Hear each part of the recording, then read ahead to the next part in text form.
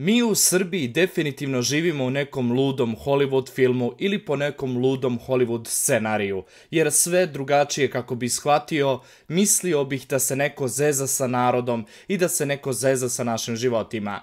Juče su eksperti se našli na ružičastoj televiziji da pričaju o tome šta se desilo predsjedniku, da mu je neko smestio eksploziv u gumu i da je zbog toga predsjednik mogao da nasrada i da se to računa atentatom. A tek kada čujete put kako je došlo do toga da je stavljen eksploziv u gumu, verujte mi, ništa vam neće biti jasno. Samo se nadam ovoga puta da ti eksperti koji su pričali ovo sve i govorili su bez činjenica, bez dokaza, znaju šta su radili. Jer bukvalno se tako isto slično desilo sa slučajem male Danke Ilić, gdje su svi izašli, rekli da imaju ubicu, da imaju DNK dokaze, da znaju šta se desilo, da znaju gdje je dete i tako dalje, da bi na kraju se dokazalo da nemaju niti dokaze, niti uopšte znali su šta su pričali, da je sve bila laž i farsa i da danas tragaju za detetom, tačnije za njegovim telom. Tako da, cijela priča oko toga svega je bila brzo izreagovana i nije baš bila tačna.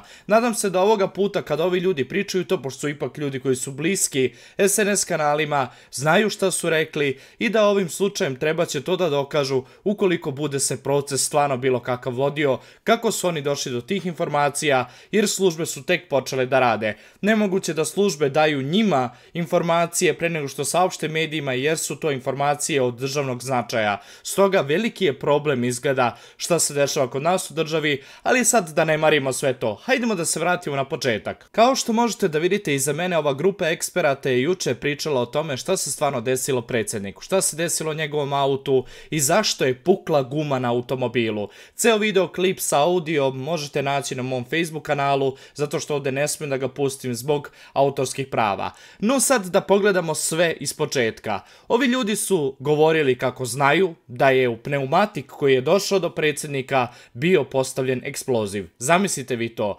Kažu da su znali tačno ti koji dobavljaju gumu predsjedniku, pošto to nije guma koja može da se kupi bilo gde, slažem se, to su Runflat gume koje se koriste za blindirane automobile. I jedna guma košta oko 1800 evra. Slažem se, sve je potpuno istina. Kaže da su prilikom proizvodnje ti isti koji su pravili gumu stavili oko automobila, tačnije oko njegovog pneumatika ili ti gume, stavili lepak i na taj lepak zalepili eksploziv, koji je mogao da se aktivira daljinskim putem. Zamislite vi to. Predsjednik se toliko vozio po Srbiji, nikada se ništa nije desilo i onda krene u Vojvodinu, o toj Vojvodini u kojoj toliko priča da hoće da se ocepi i tako dalje, valjda samo u njegovoj glavi, i baš tamo unište ga Vojvođani i pritisnu dugme i ode mu točak. Zamislite vi samo kako je to urađeno. Tako da optužuju fabriku koja je napravila gumu da je u stvari ona implementirala eksploziv u gumu, zalepila ga i dala nekome daljinski da on pritisne kako bi guma eksplodirala. Ja znam da ovo vama zvuči čudno, nerealno, nenormalno, ali to je upravo izjavio ovaj čovjek. Imate dokaz na mojoj Facebook stranici, možete pogledati ceo videoklip. Da budem iskren, ja sam gledao nekoliko puta ovaj videoklip, jedino što sam video jeste bahata vožnja, prelazak u drugu traku, u suprotnom smeru, vožnja u suprotnom smeru, to je kažnjivo. Izgleda na tom predelu puta gdje je on prešao traku je bila puna linija. Znači put nije bio kakav treba, put infrastrukture je katastrofa u Srbiji i da je pneumatik, taj Runflat koji on je imao, udario od ivicu rupe neke i da je ta ivica predsvikala pneumatik ili ti presekla i zato da je guma eksplodirala. Nije otpao nikakav točak, niti bilo kakav eksploziv, niti bilo kakve gluposti.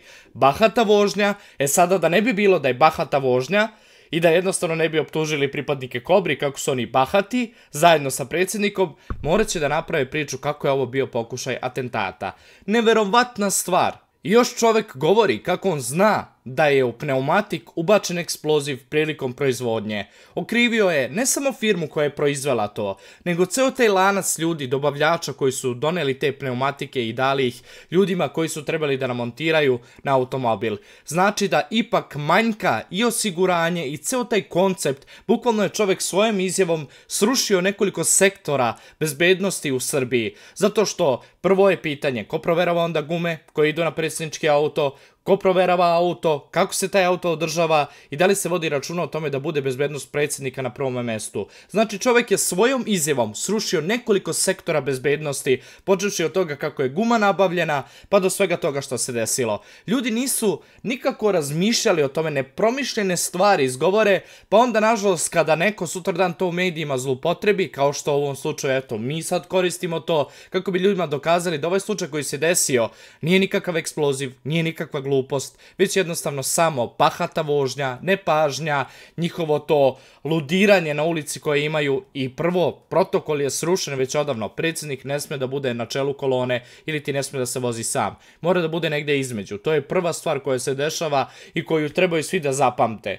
Ide predsjednik prvi, još ga kamera snima, udara u rupu, mogu reći pneumatik, puca pneumatik, raspada se i oni to sve snimaju i taj isti snimak gdje je predsjednik, gdje se vidi šta se desilo, uzimaju šalju medijskim kućama. Pa to samo može u Srbiji, nigde drugde, verujte mi. Tako da definitivno rade na nekom ludom scenariju i pokušavaju da naprave od Srbije hollywoodsku zonu, hollywoodski studio gdje snimamo filmove i gdje smišljamo po zna koji put razorazne atentate na predsjednika. Čoveče, ovaj predsjednik mora da bude upisan u istoriju, čovjek koji je najviše atentata u istoriji čovečanstva preživeo. Kaki Maduro, kakve gluposti. Ovaj čovjek je, ne znam ni sam, Fidel Castro za njega je mala beba. Robert J. Kennedy je isto za njega mala beba, koji je pričao da su i njega htjeli da ubiju i tako dalje i tako dalje. Tako da ne znam kako bi sve ovo razumeo. Jer jednostavno nešto nije kako treba u celoj ovoj priči i nešto itekako ovdje se smišlja u pozadini. Dokaza su nešto spetljali i da pokušavaju na sve načine da odbrane trenutno svoju vladavinu i svoju vlast koju imaju u Srbiji, pa će sad pokušati kroz ovaj atentat da naprave kako je to opozicija, da nisu studenti možda. Studenti koji rade na biološkom fakultetu ili možda na fizičkom fakultetu ili na hemijskom, da nisu se svi zajedno udružili pa nešto tamo skuvali, napravili, poubrizgali u gumu. Mislim, to mi isto pada na pamet. Pazite, to je ne isključ, vi iz SNS-a koji me pratite, obavezno dobro slušajte šta sam rekao. Jer znači ovo može biti, neko dođe pa uzme iglu, ušprica u gumu i to. Šalim se naravno, to je ni na filmu čak ne deša. Ali kod ovih iz SNS-a moguće da će budale čak i to uzeti i da će sutradan pričati kako je to stvarno neko uradio. Ne znam više čovjek šta od njih da očekuje. Jer bukvalno čovjek koji je rekao da je predsjedniku stavljena u gumu, u pneumatik, eksploziv i da je daljinski aktiviran. Wow! Kakav ti mozak moraš biti da izjaviš tako nešto, niti je izveštaj izašao iz istrage, niti se zna stvarno šta se desilo, ništa. Čovjek bukvalno je napravio sam sebi problem i sada taj isti čovjek glumi neko ludilo. Reće sutradan da, pa nije to istina, ja to nisam izjavio. A, nisi, ima snimak, eto kod mene na Facebook stranici, pa opet se podsjeti kako to nisi rekao. Ne znam, dragi moji ljudi, šta da mislim o ovome svemu. Iskren da budem, ovo polako počinje da bude i smiješno. Naravno, ne bih želeo da se predsjedniku ništa loše desi, niti njegovim ljudima, niti bilo kome, ne daj Bože, kome želim, to je zlo, nek se zlo vrati meni, ali moram jednu stvar da vam kažem, da ovo što rade ljudi oko njega i kakav scenarij svi oni zajedno prave, ovo je neka tragikomična komedija, ja ne znam u kom svetu mi živimo. Se neko zajebava s našim životima, se neko zajebava s ovom državom. Srbija mi izgleda kao neka Numbija, Mavambija, ne znam, Kamerun, Kongo, jer mi stvarno imamo takve države, Mali, ne znam, kako bi ja nazvao to sve. Bukvalno ličimo na afričku državu, iako se nalazimo u evropskom kontinentu. Jednostavno neke stvari nisu realne. Daj ljudi, ozbiljite se, jebote, vi vodite državu, gdje ćeš izaći s takvim glupostima, čovječe, da pričaš takve stvari. Da li si bre ti normalan?